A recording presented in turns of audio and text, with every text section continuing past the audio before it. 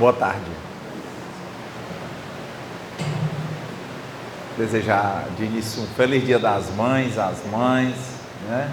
Aos filhos por terem mães, às mães de coração, né? E também informar o pessoal que quiser acompanhar os evangelhos, é só colocar lá no YouTube Transmutação Renato, aí tem um canal lá, se a pessoa quiser assistir, tem acho que 3 anos de evangelho, quase todo domingo tem, e a gente está colocando lá no canal. Foi muito útil a gente ter criado essa ferramenta, porque quando houve as quarentenas, a gente não parou os trabalhos, né? Então, Evangelho segundo o Espiritismo, que a vossa mão esquerda não saiba o que dá, a vossa mão direita. O item é o item 4, infortúnios ocultos. Nas grandes calamidades, a caridade se manifesta, e vêm-se generosos impulsos para reparar os desastres. Mas, ao lado desses desastres gerais, há milhares de desastres particulares que passam despercebidos, de pessoas que jazem sobre um catre sem se lamentarem.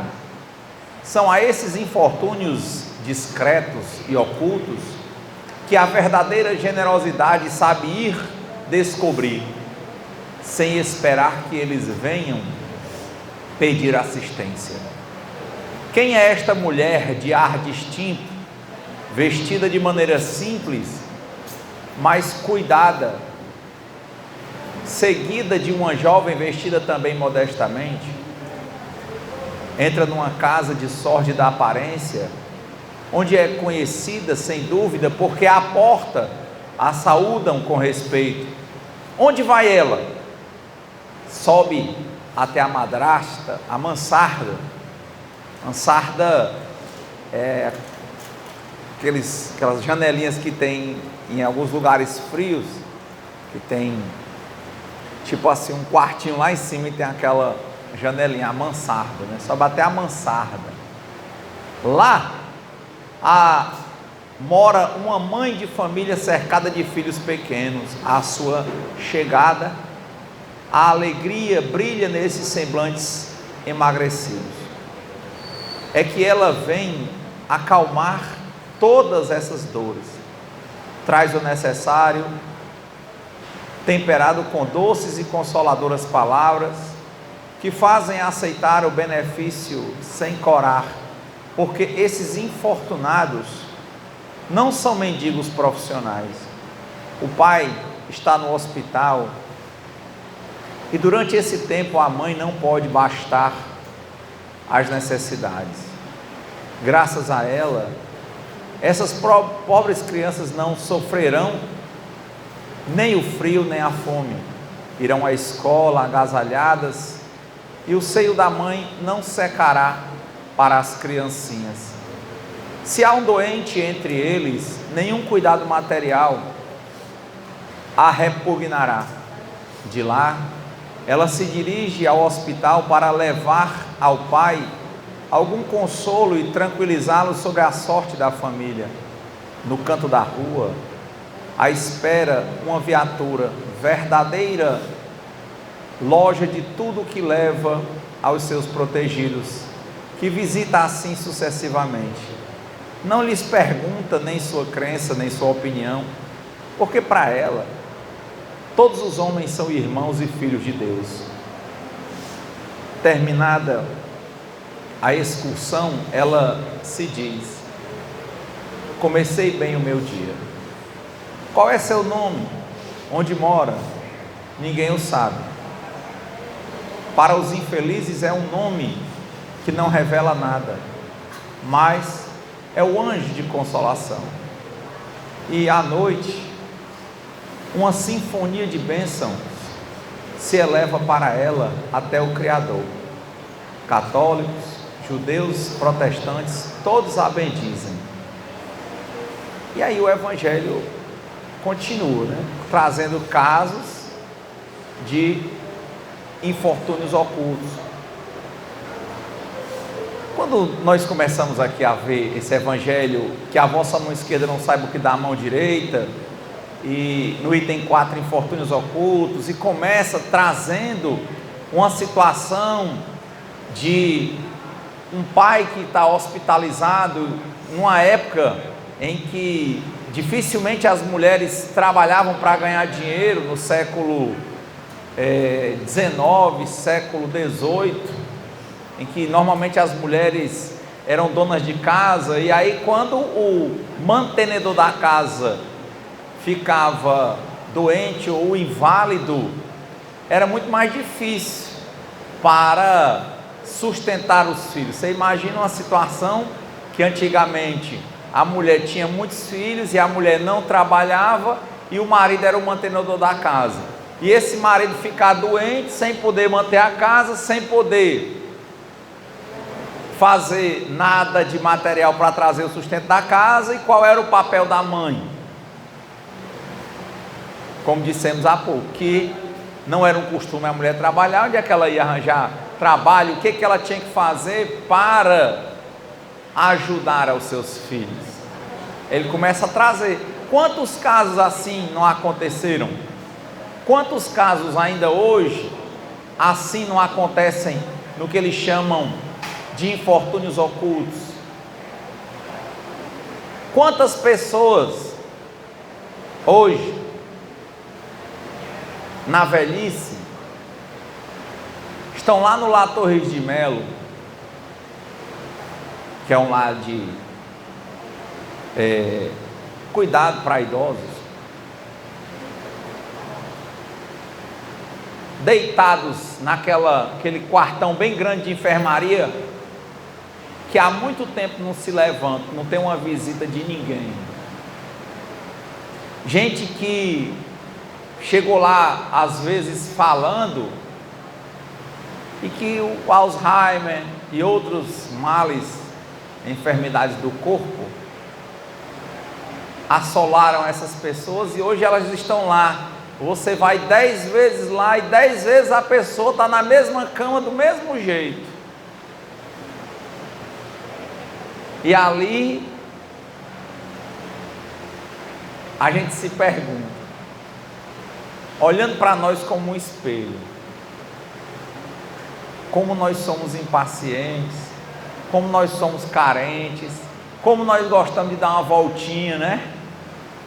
Aí você encontra uma pessoa como nós, que é um espírito dentro de um corpo que está limitado, e a gente se pergunta, como essa pessoa deve gostar de passear?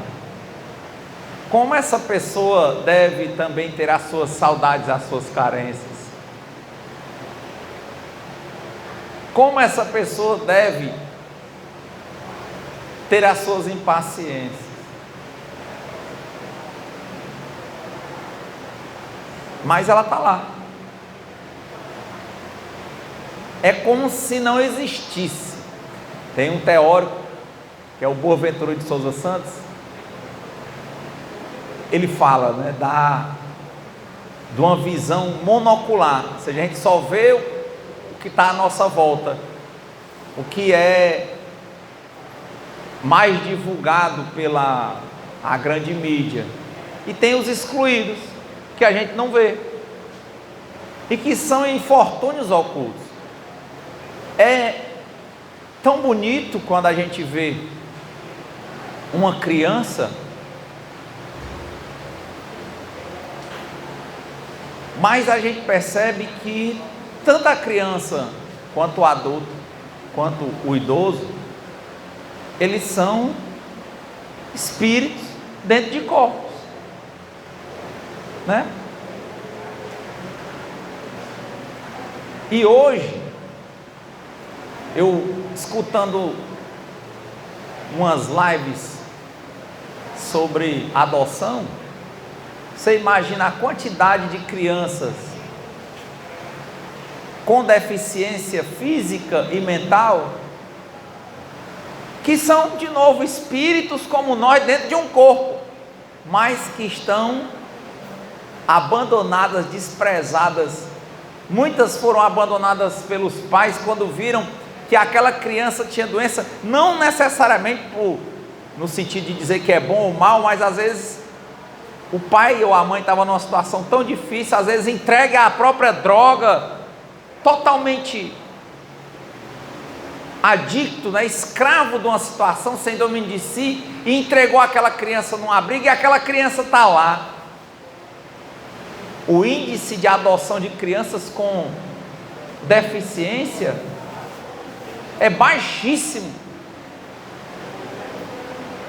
E na verdade, nesses infortúnios ocultos, quantas pessoas estão se dignando a ir visitar um lar de crianças abandonadas, deficientes? Interessante, vai até às vezes ao lar, mas quer ver o bom, mas evita ver o que tem problemas,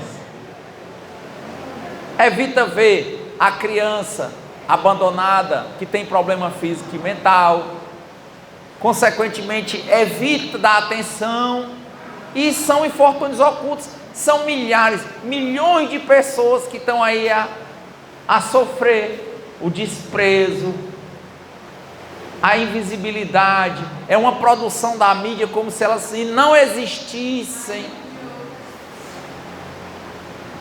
Todo mundo praticamente quer ver criancinha bonitinha, principalmente, como eu vejo lá, os que são mais adotados são os que têm padrão europeu, os mais brancos, de olhos claros, saudáveis. Mas quantos que não são brancos, não têm olhos claros e não são saudáveis? Os mais jovens, e quantos que estão lá com 12, 13, 14 anos abandonados no lar? Vivendo o dilema de querer ser amado, de querer ser adotado, de querer ter um lar para chamar dele, mas que ninguém vê, ninguém quer ver. É um infortúnio oculto. Quantos que nós vemos que chegam numa casa ou em outra, que veem um bebezinho brincando, às vezes o pai ou a mãe não trata bem, você tem proximidade, cria logo uma afetividade de ficar brincando com aquele meninozinho, né? Mas será que a recorrência de gente que corre atrás de brincar com meninozinho, meninazinha, criancinha, vizinho, é a mesma recorrência de ir visitar um idoso vizinho?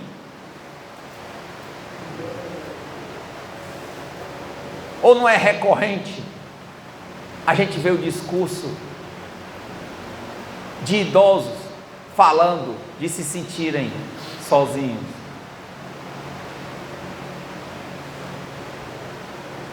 Abandonados. E ao mesmo tempo são espíritos como nós, dentro de um corpo que é passageiro. Somos espíritos iguais, praticamente no mesmo processo evolutivo, mas a gente seleciona, a gente quer o novo, quer o branco, quer o jovem e o sadio.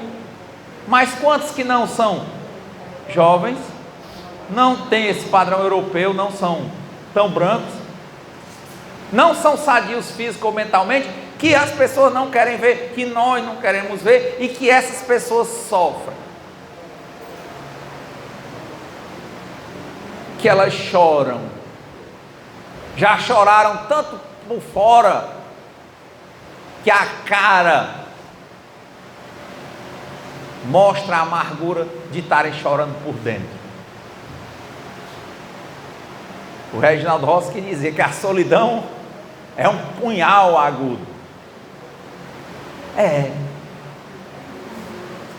Quantas mães nesse Dia das Mães hoje, que quando estavam na flor da idade, fazendo tudo dentro de casa,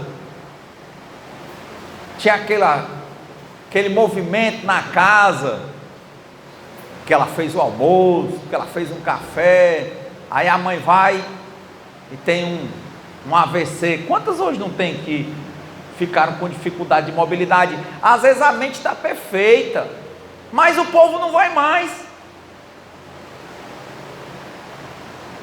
Ou isso não existe? A mãe, o pai com Alzheimer. Primeira coisa que as pessoas perguntam, mas aí, teu pai sabe das coisas e tal, ele não anda, mas sabe? Não. A pessoa fica sempre procurando algo que a outra tem interação, mas quando a gente chega no momento que a pessoa não tem interação nenhuma, que está nesse infortúnio que passa aí batido, infortúnio oculto, quando é uma criança que não sabe falar, que não sabe andar, que faz tudo na roupa, tudo que a gente conta é bonito, mas quando é um idoso que não sabe falar, que não sabe mais andar, que não sabe segurar suas necessidades essenciais, é nojento.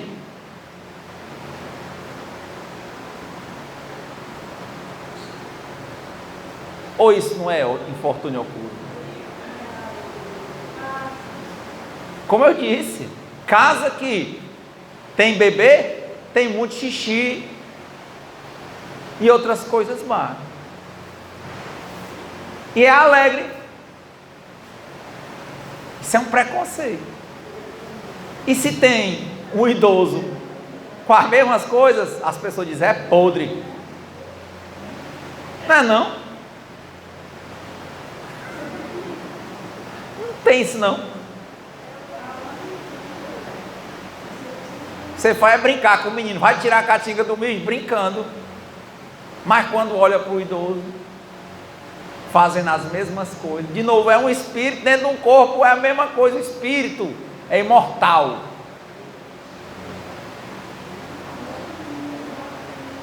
A filha olha o filho da irmã, o sobrinho, e ai meu bichinho, meu bichinho. E a mãe, ela despreza. A avó, o vô, despreza. Faz tudo para ver se o menino, o bichinho olha para mim, bebê, fala, acha graça. O menino não entende nada e ela passa horas ali. Mas olha para a mãe, para o avô, para a avó, para o pai, com mais idade, sem tanta condição, e faz que não está vendo. Ou não existe isso? Existe não?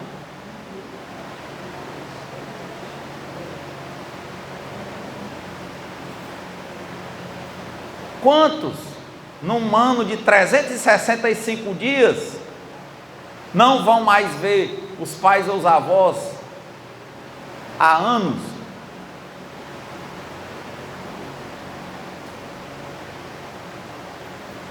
E tem gente que faz é dizer assim, graças a Deus que eles não vêm. Por quê? Porque toda vez que vem, são para levar alguma coisa que eu tenho.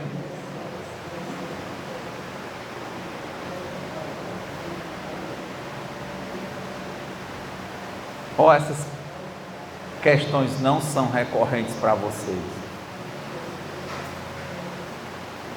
Então, aqui no Evangelho, a primeira coisa é enxergar como a gente rejeita, por exemplo, a velhice. Só que dor, velhice, doença e morte são 4 verdades absolutas. Não tem quem não passe.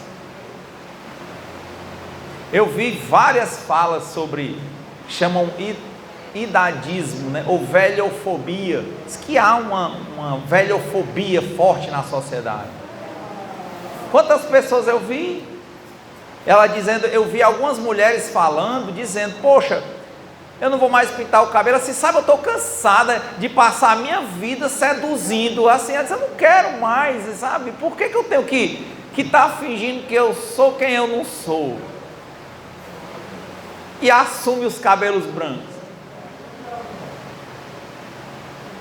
Eu só me tenho aqui na memória uma música que louva e chama cabelo branco de bonito, do Roberto Carlos, né? Esses seus cabelos brancos, bonitos, né? Lady Laura, né? Ele falando da mãe dele. Não é assim? Esses seus cabelos brancos, bonitos, me ensinando coisas. Não é comum.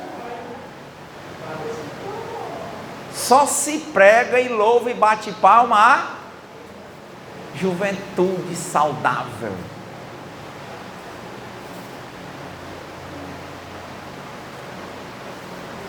E melhor ainda se tiver recurso financeiro.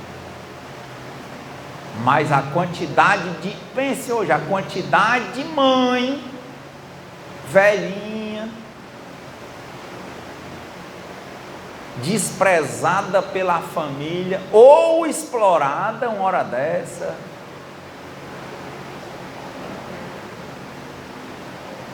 Dentro de casa. Vamos pensar aqui quanta gente está usando a bandeira da caridade e fazendo tudo pelos outros. E dentro de casa tem uma mãe, uma avó, um pai, que ele não vai nem lá. Ou não existe? Mas por quê? Será que o idoso de lá é mais valorizado do que o de cá? Ou é porque eu estou querendo mostrar para os outros que eu sou bom e o de lá o povo veio lá aqui de casa ninguém vê?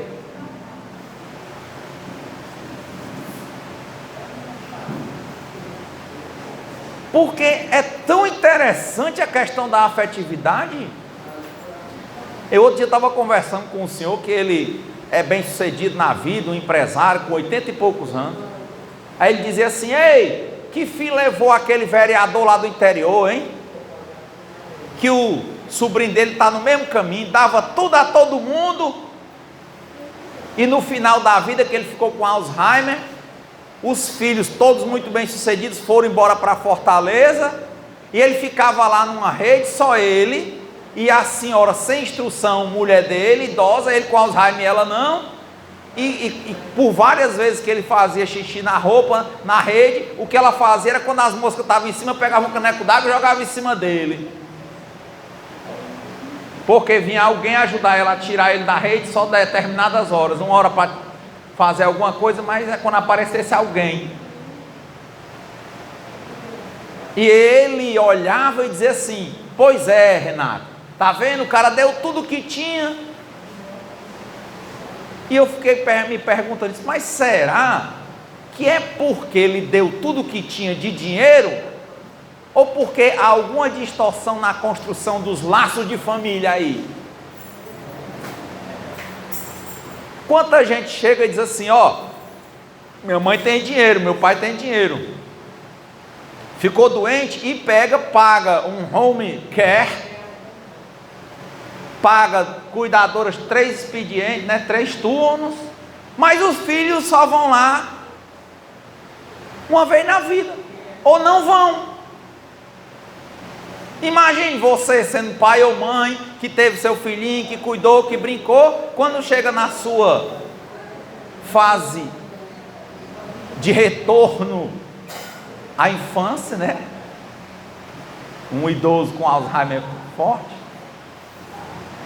e você está cheio de gente estranha dentro de casa, fazendo tudo, e ninguém que é seu anda lá. Ou isso também não existe?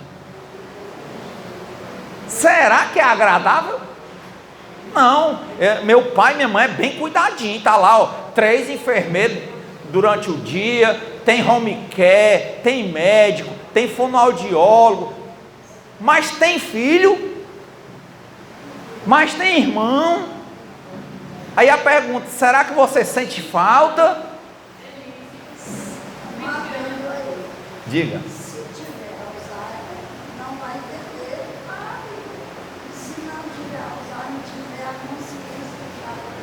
Ela está falando, estou dizendo que está na gravação, ela está dizendo assim: se tem um adendo, se tiver Alzheimer, o menino não está entendendo, e se não tiver, ainda entende,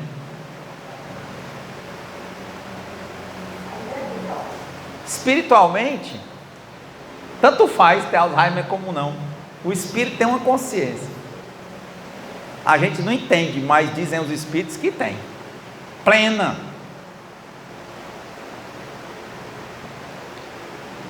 Mas quantos tem juízo total, como a senhora falou, mas porque ficou com a mobilidade comprometida por algum problema, porque parece que não tem juízo, mas tem,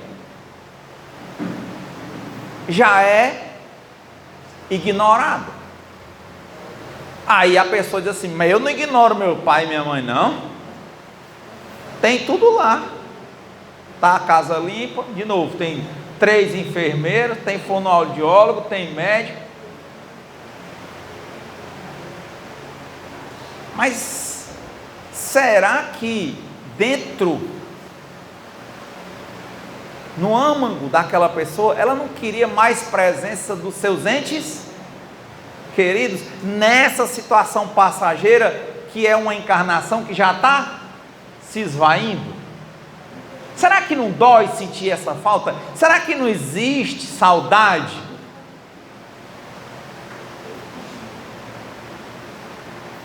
Será que às vezes você não está cercado de tudo isso, mas você queria aquele filho, aquela filha, aquele companheiro, companheira, aquele irmão, sei lá, aquela mãe, para estar ao menos ali do seu lado? E será que ter a consciência de que eles não estão, isso não lhe gera, não é capaz de gerar em você um infortúnio oculto?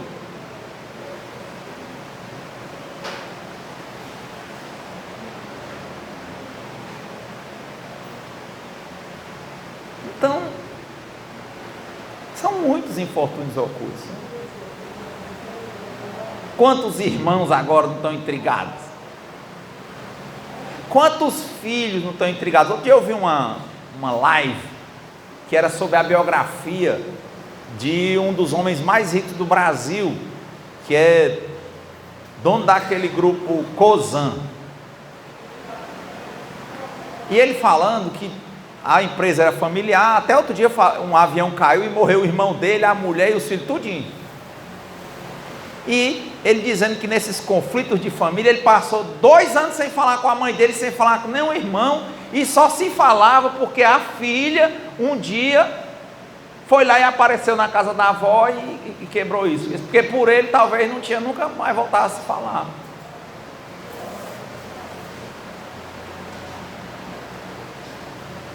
É uma barra oculta. Mas mais barra não é a gente não estar falando, é a gente sentir a falta de falar, de amar, de ser amado, de abraçar, de dar bom dia, boa tarde, dar uma bênção, e não ter coragem de começar o processo contrário, de tentar reativar esses laços. De novo, é bom para todo mundo, mas dentro de casa tudo é difícil, para fora tudo é fácil. Ele vai tentar, ele vai construir. Quantas mulheres e homens não fizeram isso várias vezes em relacionamentos com companheiros? Às vezes já estão bem no 5º, 6º companheiro, toda a vida é correndo atrás e sofrendo e dizendo que foi traído e não sei o quê. Mas com a mãe, com o pai, com os irmãos, uma palavra dita uma vez, ela ignora para o resto da vida, para sempre, sem fim, amém. E ela não quer fazer esse trabalho de reatar esses laços enquanto ela tem a oportunidade nessa encarnação, Rogério. Ou esses infortúnios ocultos não tem? Outro dia eu estava sentado num restaurante com um casal, eu conheço há muito tempo, e eles falando, né, que tem 2 filhas, e uma das filhas, eles têm alguns bens, né, imóveis, eles moravam num, e essa filha, que já estava no 2º relacionamento, tinha um filho do primeiro, estava no 2º relacionamento, tinha uma meninazinha do 2º relacionamento, e morava numa casa deles, e, né, eles davam todo apoio a ela. E esse último marido estava pelejando pela vida, mas ainda não tinha tanta condição. Aí ele passou num concurso público federal, e ele trabalhava em outra cidade, e aí ela deixava os filhos na casa da mãe, morando na outra casa da mãe, né? Deixava os filhos na casa da mãe e saía para beber com as amigas e tal. Aí a mãe dela contando que um dia ela chegou em casa, ela vendo que a menina estava alcoolizada, foi buscar o filho. Aí ela disse: não, estou vendo que ela não tem condição.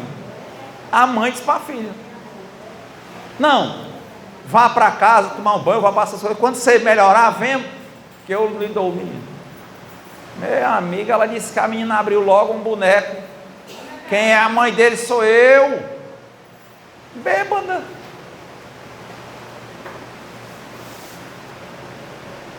Polícia na porta da casa da avó.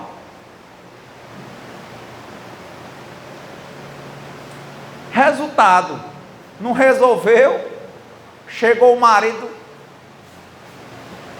falou tudo, foi com ele buscar. Pronto, se ela não me entrega, mas vamos com você. Fez a cabeça, isso ela contando. Aí pronto, foi aquela confusão. O pai dela estava viajando, ele teve que vir de onde ele estava, noutra cidade, para tentar solucionar e entregar o menino. Pronto, entregou o menino. Aí ela disse, como dizia o Luiz Gonzaga, as do fim para a mãe. Tu imagina a língua de uma pessoa com um ego muito alto, um orgulho alto e alcoolizado.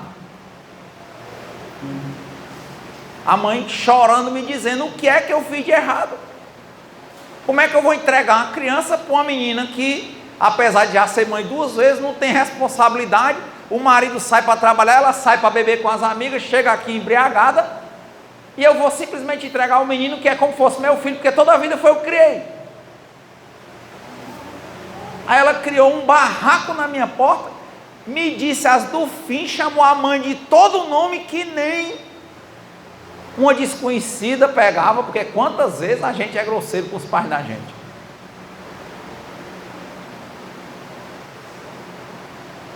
Eu já fui muito mais. Mas comecei o movimento contrário, ao menos se errar, pedir desculpa. Aí ela contando a história. Resultado, não quero mais nada da senhora. Ó, agora não precisava mais, né? O marido tinha passado no concurso público. Não fale mais comigo. Isso ela está falando com a mãe dela, que ajudou a criar os 2 filhos, e que era louca, desesperada pelos netos, que foram criados como filhos. Ela disse, a senhora não fala mais comigo, nunca mais. Isso a menina na época devia ter seus 28 anos. Diz que agora já está grávida de outro menino. Uma vez ou outra na vida manda alguma mensagem no WhatsApp para o pai, às vezes. Nunca mais falou com a mãe. E a mãe estava me contando, dizendo que pelo gênio dela, e ela tinha orgulho de ser daquele jeito, sabia que ela ia morrer sem falar com ela. E o menino que saiu de lá, um menino desta noite, o menino hoje já é um homem, já é maior, e a avó nunca mais teve o direito de ver, falar ou ter qualquer tipo de contato com o neto.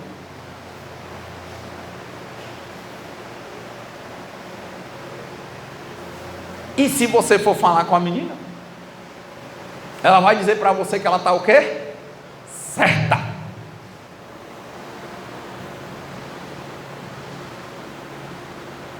Mas a verdade é como isopor, né, Rogério? Uma hora ela emerge.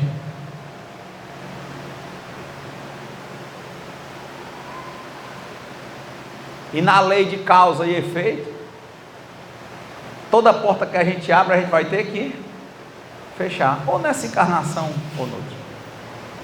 Isso se desmancha em dor e mais dor e mais dor. Ninguém faz o movimento contrário. É continuar alimentando o ódio, os anos se passando.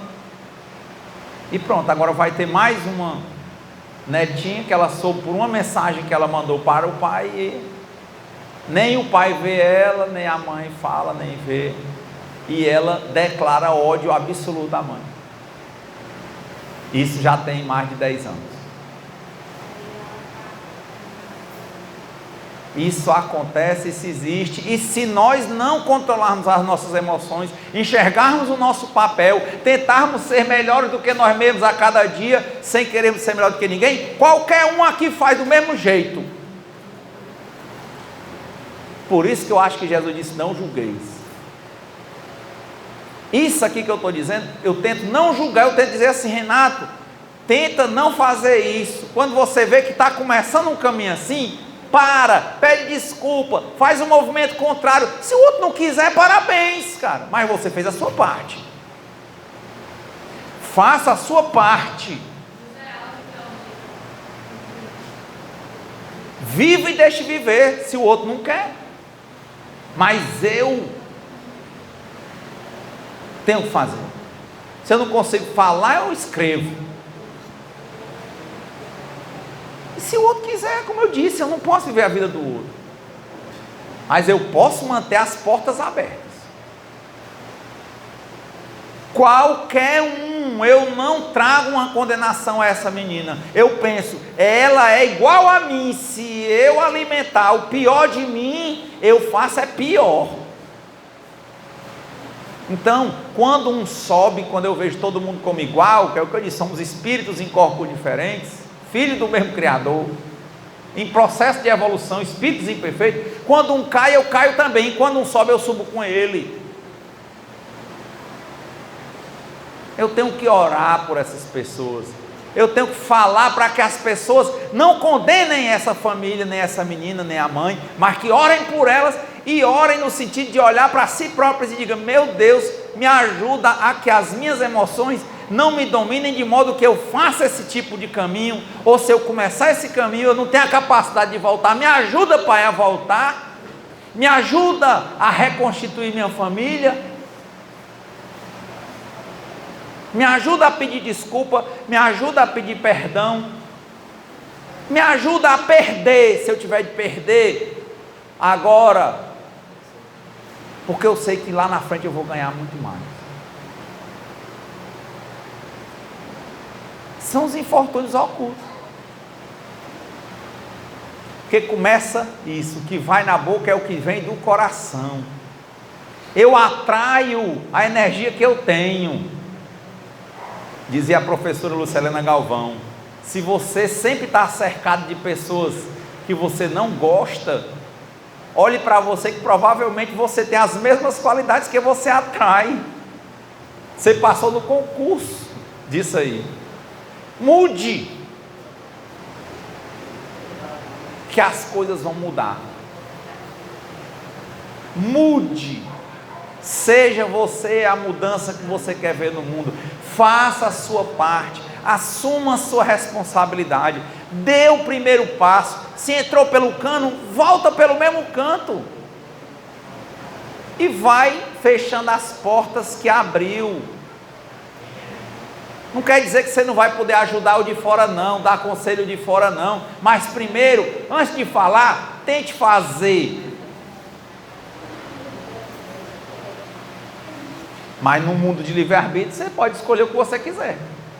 Mas já sabe, quem planta vento não colhe arroz, só colhe tempestade. E quem planta sonhos, rega e cuida dos sonhos, pode ser isso, reatar os laços de família pode ser um sonho. Você pode plantar ele hoje, regar, cuidar, um dia ele brota. Vai ser difícil. Você machucou, você andou em cima daquele jardim de flores, você saiu pisando nelas tudinho, mas elas vão se reconstituir, só que vai demorar, mas acontecerá. Mas se você não voltar para olhar para o jardim, para ajeitar, onde você jogou pedra, tirar a pedra de cima, porque a florzinha não vai sair, que ela está embaixo da pedra, tira, limpa, cuida. E aí você vai limpando dentro de si. É como dizia o Mário Quintana: com o tempo eu deixei de correr atrás das borboletas, eu comecei a ajeitar meu jardim, e com o tempo a grama surgiu, depois as flores surgiram, depois as abelhas surgiram, depois as borboletas surgiram. Eu ajeitei o meu jardim e as borboletas vieram. Não precisei andar com aquela rede correndo atrás de borboleta. Faça, tente. Sempre leva essa música para a rua, né? Do Raul Seixas. Tente outra vez. Aí uma pessoa chegou para mim e disse assim: Renato, eu gosto de você, sabe por quê? Porque toda vez que você vem falar aqui com esses bichos nóia, esses bichos muito doidos, você traz logo o Raul Seixas, que era um maluco beleza. O bicho era doido, bebia, usava droga. Esse aqui é o cara, Renato. Aí eu me lembrava da frase do Buda. O Buda dizia: quando o Buda apontar para a estrela, menino, olha para a estrela, não olha para o dedo do Buda, não. Eu estou trazendo a música Tente Outra Vez. A música está dizendo: beba, pois a água viva ainda está na fonte. Você, assumindo a responsabilidade, você tem 2 pés para cruzar a ponte. Tente outra vez. Basta ser sincero e desejar profundo. Você será capaz de sacudir o mundo. Mas tente outra vez. Nada mudou. Você continua filho do seu pai, da sua mãe, irmão do seu irmão. Não é ser o bobo. É manter as portas abertas. Saber dizer sim sem ser sempre um mel, e saber dizer não sem ser um fel, sem precisar machucar, humilhar, maltratar. Saber viver a sua vida e deixar o outro viver, mas não condenar ele em absoluto. A história do filho pródigo com o pai, né?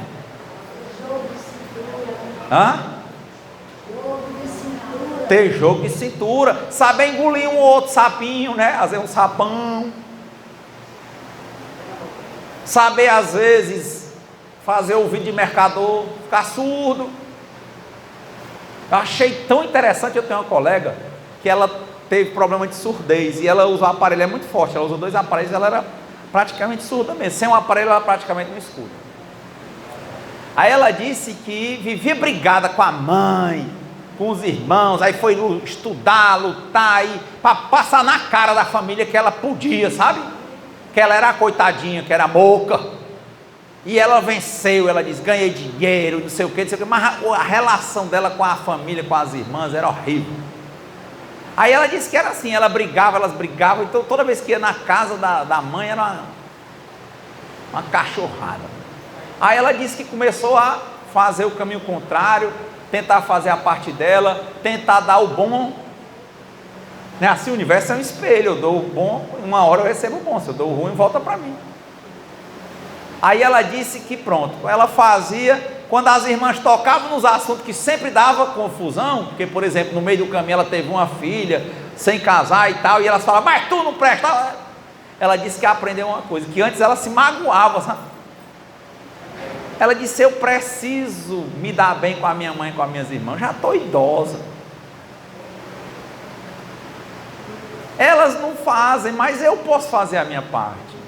Aí ela disse que começa, Rogério, quando elas dizem que ela sente que as irmãs começam a querer alfinetar, ou até a mãe, né, a dizer alguma coisa para ela ficar com raiva, né? Que é impressionante, né? A gente, quando está triste, ao invés de buscar alegria, a gente quer ficar mais triste, quer chorar, bota uma música mais triste, já veio.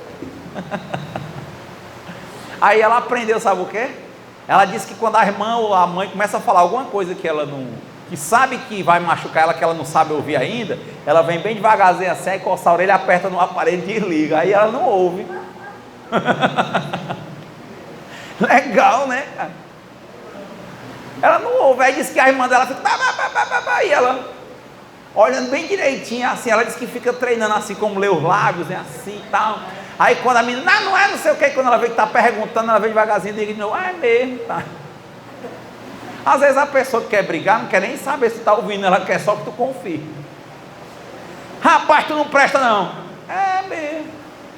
É mesmo, presto não. Tá bom. Mas se eu não me amo, como é que eu vou ter esse poder, hein?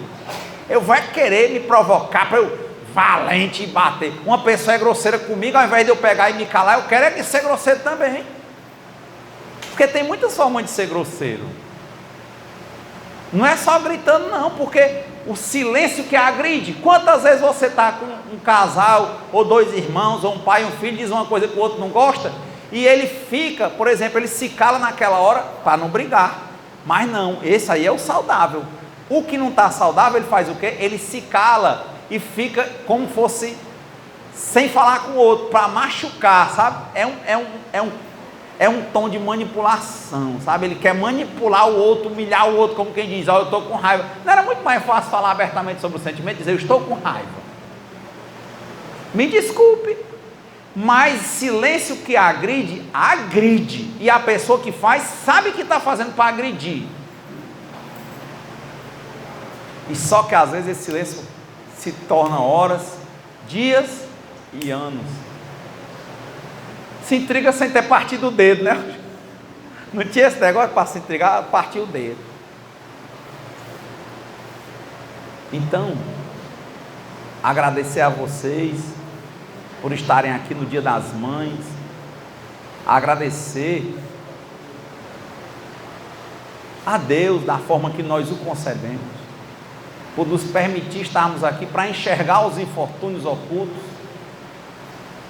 não para julgar ou condenar ninguém, mas para que a gente use isso como espelho para as nossas vidas, para que nós possamos ser melhores do que nós mesmos a cada dia, sem termos a pretensão de sermos melhores do que ninguém. Que nós nos enxerguemos, nos amemos, nos acolhamos e procuremos forças para fazer o movimento contrário em tudo que a gente fez que não está certo.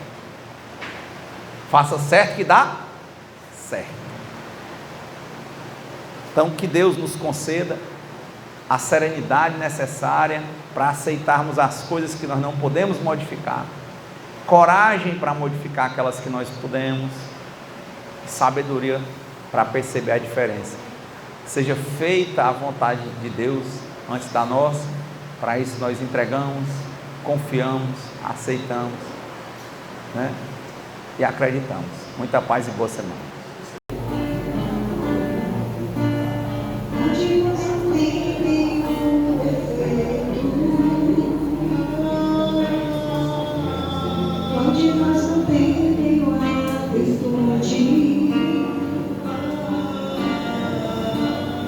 Precisamos só achar um jeito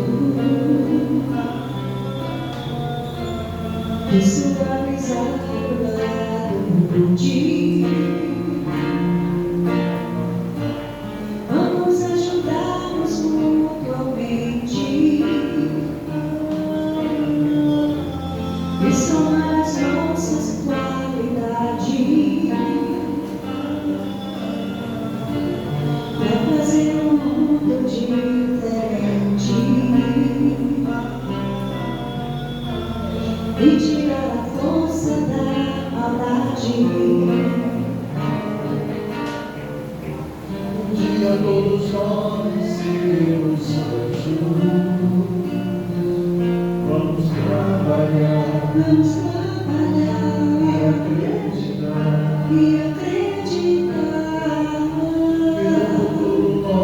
Seremos anjos no planeta onde o amor, unicamente o amor, há de reinar. Um dia todos nós seremos anjos. Vamos trabalhar e acreditar. Nós seremos anjos no planeta onde o amor, unicamente o amor, há de reinar. E assim será. A felicidade só começa quando cessam as desigualdades, quando todos compartilham o sonho, não usa para a liberdade, o mesmo valor, sede perfeito, e nos ensinou esta lição,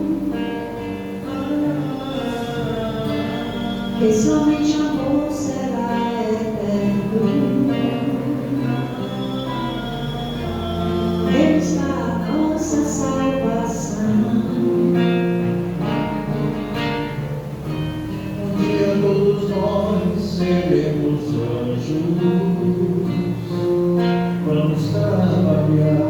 Vamos trabalhar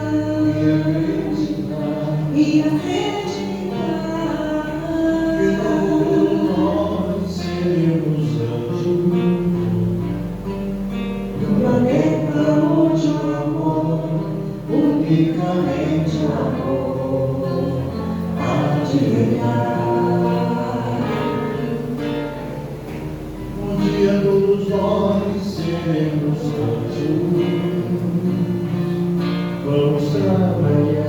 Vamos trabalhar e acreditar e acreditar que no futuro nós seremos anjos.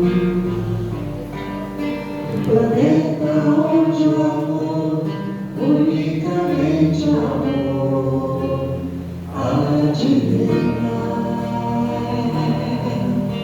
E assim será.